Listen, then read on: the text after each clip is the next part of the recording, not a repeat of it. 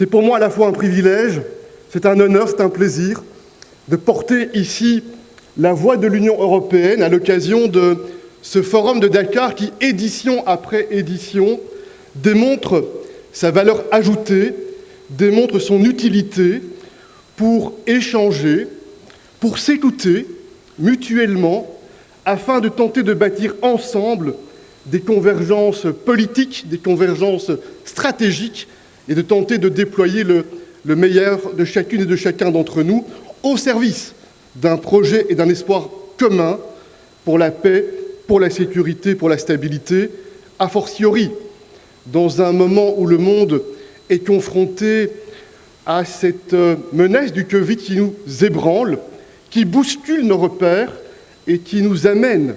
à l'exigence d'agir le plus possible ensemble pour relever ce défi. Alors, j'avais prévu un discours écrit, mais l'inspiration au travers des discours précédents m'amène à faire le choix plutôt de parler avec spontanéité, de parler avec mes sentiments personnels quand je me tiens aujourd'hui devant vous. J'ai été naturellement impressionné, une fois encore, cher Macky Sall,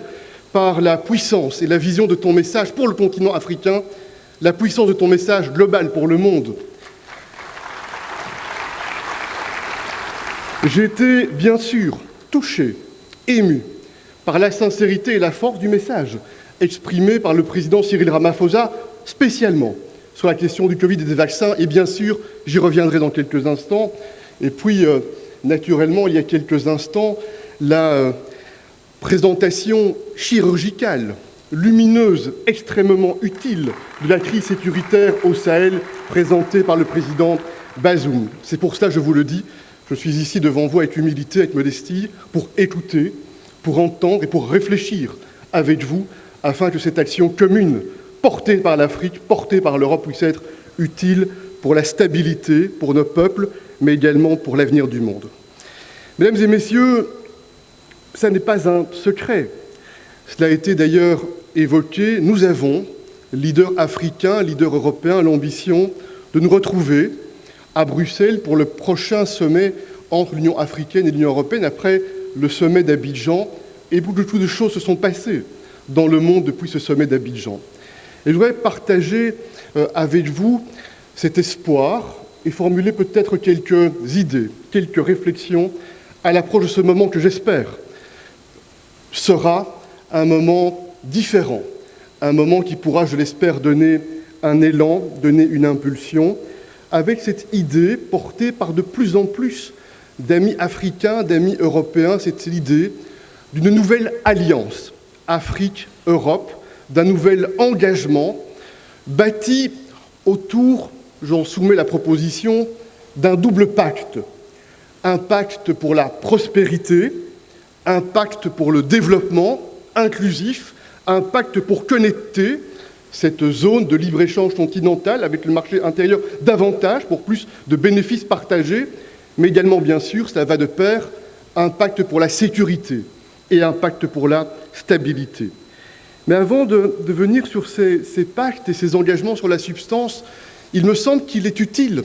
en préparation de ce sommet, de tenter de décrire, dans le respect mutuel, quels devraient être les principes fondateurs pour ce changement de logiciel, que j'espère plutôt radical pour ce qui me concerne, parce que je pense qu'il faut effectivement, dans ce moment de notre histoire, changer le paradigme de ce partenariat entre l'Afrique et l'Union européenne. Le premier principe, et Macky Sall l'a décrit une fois encore à la tribune des Nations Unies avec des mots justes. Et Macky, je te cite de mémoire, quand tu disais à la tribune des Nations Unies, je me tiens devant vous, moi, leader africain, et je vous dis que l'avenir devra mieux prendre en compte le respect de nos différences, mieux considérer que la diversité, c'est une force, ça n'est pas une faiblesse.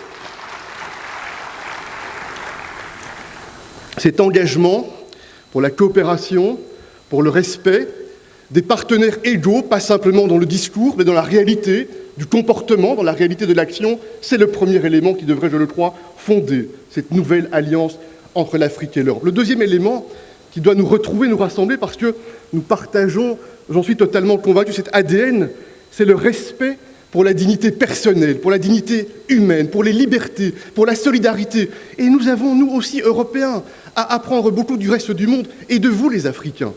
Cette philosophie Ubuntu qui décrit ce lien indescriptible qui rassemble les femmes et les hommes d'où qu'ils viennent, où qu'ils soient, est certainement cette traduction de la solidarité qui pourrait être un élément central, je l'espère en tout cas, dans ce projet tourné vers l'avenir pour cette nouvelle alliance entre l'Europe et l'Afrique. Et puis, il y a un troisième élément, je le crois, que nous devons absolument prendre en considération. C'est le souci d'effectivité. Souvent, il est arrivé dans le passé que, la main sur le cœur très généreux, on dise ce que l'on doit faire ou ce que l'on devrait faire sans le faire dans les mois ou les années qui suivent. Cette effectivité, vous pouvez l'applaudir, ce sera un encouragement pour nous tous d'être encore plus effectifs. Cette effectivité doit supposer que nous soyons prêts, Européens comme Africains, à faire le monitoring, à faire l'évaluation, à voir quand on s'engage quelques mois plus tard, quel a été le chemin accompli, qu'est-ce qui a été réalisé, qu'est-ce qui n'a pas encore été réalisé, comment on corrige, comment on donne les impulsions, comment on traduit cette volonté politique inébranlable pour faire en sorte que des résultats tangibles puissent être ressentis par nos populations respectives. Alors j'en viens maintenant à ces deux pactes que je souhaite proposer pour animer nos discussions, pour animer nos échanges. D'abord, le partenariat entre l'Afrique et l'Europe suppose, je le crois, le partage et l'échange. Dans un moment, nous le voyons bien, où le monde est confronté à une double transition. Pendant des années, une partie du monde en tout cas a cru pouvoir développer, améliorer les cadres de vie en exploitant de manière extrême nos ressources naturelles. Et nous voyons bien, on était nombreux à être ensemble à la COP26, que ce modèle arrive à une limite et que l'on doit donc courageusement, dans la coopération internationale, se poser la question de la manière dont on va développer ce nouveau logiciel économique et social pour l'avenir. Et dans ce cadre-là, évidemment que l'on doit être effectif, pragmatique et concret, et envisager aussi les transitions qui vont être nécessaires afin de réussir à ce chacun, sans laisser personne au bord du chemin, puisse être pleinement part de cette société nouvelle qui prend en considération le changement climatique, non pas seulement comme un défi, mais comme une opportunité pour innover, comme une opportunité pour revoir des modèles de développement, des modèles de cohésion sociale. Et puis, il y a cette transition digitale qui amène, on le ressent bien, on en parlait dans la désinformation, on le voit bien avec ces nouvelles menaces hybrides, ces attaques qui peuvent déstabiliser alors que nous n'étions pas, jusqu'il y a quelques années, habitués à ce type de menaces. On voit bien aussi là que ce que l'on appelle le big data, les ressources digitales, seront probablement une des principales ressources économiques pour ce siècle et que la manière d'utiliser ces ressources doit nous mobiliser aussi pour ne pas commettre l'erreur qui a été commise dans le domaine climatique, c'est-à-dire pour ne pas abuser ces ressources digitales en niant la liberté, la vie privée, la liberté personnelle de chacun de nos citoyens. Là aussi, il y a, je le crois, un espace pour travailler ensemble, pour échanger, pour s'écouter, pour bâtir des espaces de confiance afin de créer les conditions pour cette capacité d'innovation, d'emploi, de prospérité, d'amélioration des conditions de vie. Et puis Macky Sall l'a parfaitement décrit, et j'ai eu l'occasion souvent, c'est un privilège que j'ai eu d'en parler avec vous, Monsieur le Président, la question du financement du développement va devoir être au cœur de nos débats. On va devoir, sans aucun tabou, regarder la capacité de mobiliser des moyens. C'est ce que l'on a commencé à faire depuis le mois de mai, et cette réunion à Paris, organisée par le président Macron, avec les droits de tirage spéciaux. Des premiers progrès significatifs ont été enregistrés, on doit continuer. C'est ce que l'on doit faire aussi avec la question des dettes qui représentent des réels boulets budgétaires pour nos pays africains. Comment peut-on agir afin qu'il y ait là une capacité aussi de donner de l'oxygène financier et budgétaire pour relever les défis de la prospérité sociaux, les défis sécuritaires. C'est ce que l'on doit faire aussi, je le crois, en essayant de stimuler le partenariat entre les secteurs publics et privés, créer de l'attractivité, créer de la sécurité juridique, créer de la stabilité qui permettent de faire en sorte qu'on puisse canaliser les moyens vers l'économie réelle, vers des projets qui puissent être réellement porteurs et conformes aux priorités des leaders africains. C'est en tout cas de cette manière-là que je souhaite envisager, chers amis, la préparation de ce sommet. et je partage évidemment le soutien qui est exprimé à des débats qui ont du reste démarré depuis plusieurs années en Europe sur la question de la justice fiscale internationale et les progrès enregistrés dans le cadre de l'OCDE sur ce point, qui sont la suite de l'action de l'Union européenne, des États-Unis et d'autres partenaires, certainement africains, qui ont été très engagés depuis longtemps pour plus d'équité, pour un monde plus juste et plus équitable sur ce sujet. J'en viens maintenant, très chers amis, chers collègues, à la question de la sécurité. Parce que nous le savons bien, nous pouvons avoir les plus beaux projets, les plus belles ambitions pour la prospérité, pour le développement économique. Là où il n'y a pas de sécurité, là où il n'y a pas de stabilité, le terreau est peu fertile, le terreau est peu propice pour permettre qu'il y ait des capacités de concrétiser les projets dans la réalité. Et sur ce sujet-là, je partage aussi les points qui ont été exprimés avec la nécessité, j'espère qu'on pourra progresser aussi, de mieux connecter nos architectures de sécurité africaines et européennes. Fort de l'expérience des dernières années, et vous savez que l'Union européenne, avec nos États membres, nous avons tenté d'être présents en soutien, en coopération sur le terrain sécuritaire, bien sûr dans la région du Sahel, également plus récemment au Mozambique, depuis plus longtemps dans la Corne de l'Afrique également. Je forme le vœu, et peut-être pourra-t-on y revenir dans le cadre de ce sommet, de ces rencontres, que l'on puisse voir de quelle manière, nous, comme Union européenne, avec nos États membres, on puisse mettre à disposition des instruments flexibles, rapides, efficaces, que l'on pourrait déployer dans le cadre de ce dialogue politique indispensable, fait de respect mutuel entre leaders africains et leaders européens, en prenant en compte sérieusement l'ensemble de la chaîne, en prenant en compte aussi les leçons que nous devons avoir apprises les dernières années, notamment à la suite de ce qui s'est passé en Libye, des conséquences pour cette région du Sahel. Prendre en compte l'ensemble de la chaîne, c'est agir pour prévenir les conflits, agir aussi pour faire en sorte, quand il y a des conflits, qu'ils ne deviennent pas plus graves, mais qu'on puisse modérer la situation autant qu'il est possible, agir pour résoudre les conflits par le travail politique, par le travail de médiation, parfois par l'engagement militaire, qui parfois est nécessaire, mais agir aussi et tirer des leçons là est important. Une fois que l'on voit les premiers résultats des bénéfices de la paix, veiller à ce que la consolidation et le caractère durable de cette paix puissent devenir une réalité au service des populations. Voilà, mes très chers amis, les quelques messages que je souhaitais partager avec vous et vous dire mon ambition personnelle, mon espoir aussi, que ce sommet du mois de février puisse être une occasion pour faire un pas en avant, regardant ensemble dans la direction et portant la même ambition. Mais évidemment, je ne peux pas me trouver à cette tribune devant vous et ne pas, cher Cyril Ramaphosa, partager avec vous quelques réflexions en lien avec cette crise qui nous frappe de manière immédiate, imminente, le Covid-19. Et je voudrais encore une fois vous dire mon humilité, ma modestie, parce que je pense que cette crise mondiale doit nous amener chacune et chacun à être modestes. Nous avons appris au fur et à mesure. Et je voudrais dresser le portrait de la manière dont l'Union européenne a tenté depuis le début de cette crise d'agir, probablement parfois avec des erreurs, c'est possible, mais avec une sincère volonté de porter des décisions qui soient favorables pour que l'on puisse ensemble, sur le plan mondial, relever ce défi et vaincre cette crise qui nous frappe. D'une part, l'Union européenne, depuis le jour numéro 1 de cette crise, a été une des grandes régions dans le monde, parmi les seules qui produit des vaccins, qui a décidé de maintenir massivement les exportations de vaccins, quand d'autres grandes régions dans le monde, qui ont des traditions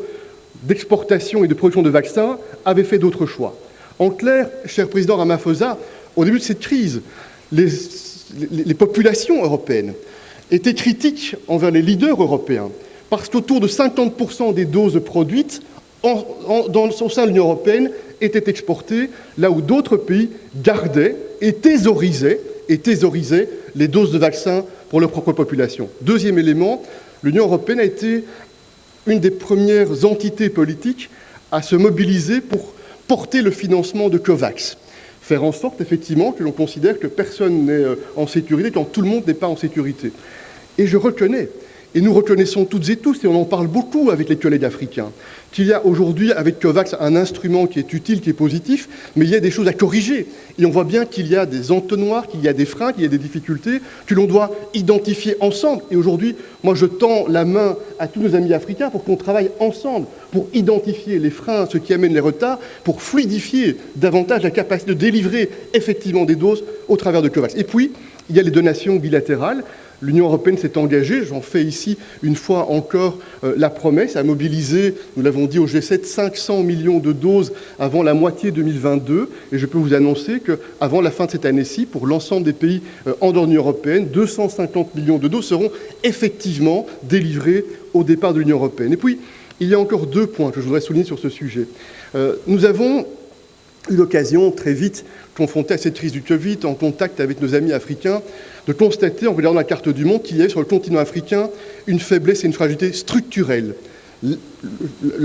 L'absence ou les limitations de capacité de production pharmaceutique et de vaccins. Et c'est un constat que nous avons dressé dans la franchise, dans le respect mutuel.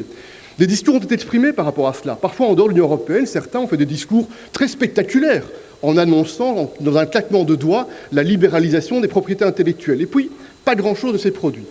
L'Union européenne, qu'est-ce qu'elle a fait? Elle a engagé avec les pays, Afrique du Sud, Sénégal, Rwanda, nous sommes en contact maintenant avec le Ghana également, mais quelques autres, qui ont d'ores et déjà des capacités pour accélérer de manière opérationnelle, concrète. Moi, je suis très fier d'être dans un pays, le Sénégal, où en quelques mois, grâce à l'Institut Pasteur et au partenariat innovant à la volonté politique, on sera en capacité, ici, très rapidement, de produire des capacités vaccinales. Merci Macky Sall.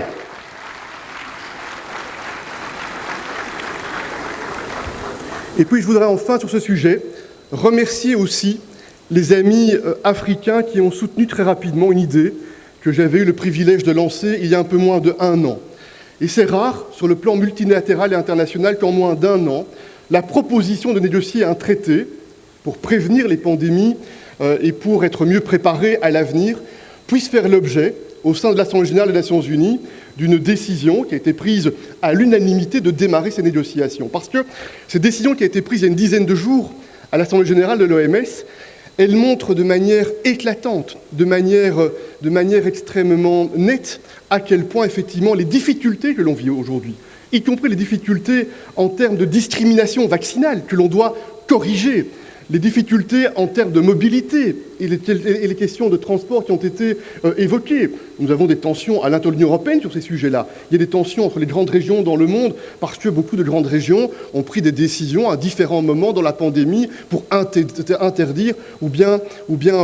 réduire les capacités de transport. Moi, je forme le vœu que ce traité à l'avenir mette de l'ordre, mette de la méthode, mette de la science, mette de l'objectivité afin d'empêcher les discriminations à l'avenir sur ce sujet.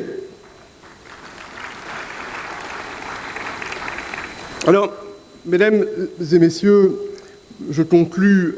et vous me pardonnerez, je l'espère, d'avoir peut-être été un peu plus long que je ne l'avais souhaité initialement, en vous disant que je me tiens devant vous aujourd'hui avec une sincérité chevillée au cœur, avec un espoir, avec le souhait d'écouter, d'entendre, et avec le souhait que notre génération, africaine, européenne, qui porte une grande responsabilité pour dessiner le contour d'un monde meilleur, pour dessiner le contour de cet espace Afrique-Europe qui nous englobe et qui nous dépasse, soit à la hauteur du moment, soit à la hauteur de l'enjeu. Vous pouvez en tout cas compter sur ma détermination et la détermination de l'Union européenne. Je vous remercie.